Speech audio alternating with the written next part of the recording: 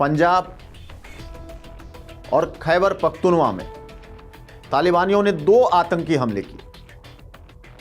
ये आत्मघाती हमले थे। साथ ही तालिबान ने खुले तौर पर ऐलान किया,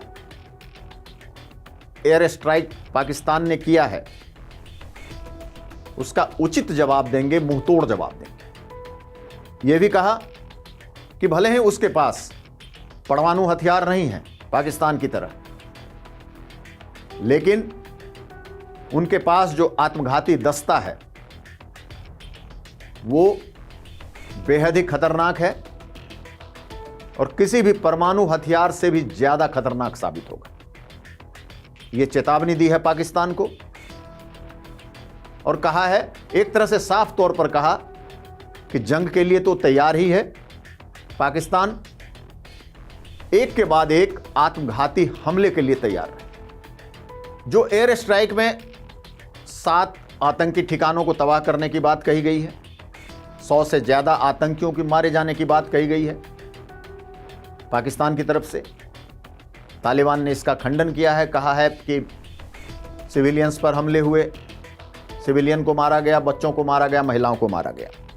पाकिस्तान कहता है कि टीटीपी जो तहरीके तालिबान है उसको अफगानिस्तान में पनाह दी गई है, अफगानिस्तान में उसे मदद दी जाती है, अफगानिस्तान में उसके ट्रेनिंग कैंप्स हैं, अफगानिस्तान में उनके रिक्रूटमेंट सेंटर हैं।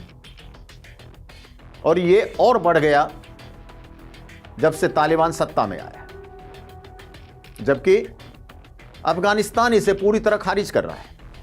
अफगानिस्तान ने फिर कहा कि जो आत्मघाती हमले हो रहे हैं पाकिस्तान में या जो आतंकी संगठन पाकिस्तान में हमले कर रहे हैं वो पाकिस्तान का आंतरिक मामला है और ये स्थिति पाकिस्तान की अपनी नीतियों के कारण, पाकिस्तान की इंटरनल पॉलिसी के कारण हुआ है। इसमें अफगानिस्तान का कोई लेना देना नहीं, यानी आरोप और प्रत्यारोप दोनों ही तरफ से।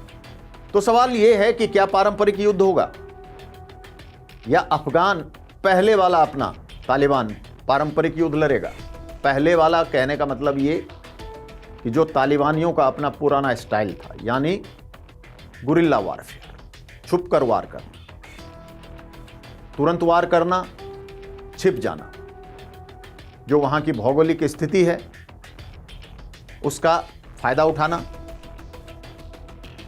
उसको ज्यादा से ज्यादा इस्तेमाल करना और उनके हमले का तरीका ऐसा कि जब तक पूरी फौज पहुंचती है तब तक हमलावर गायब हो जाते हैं। ये सबसे बड़ी ताकत तालिबानियों की है।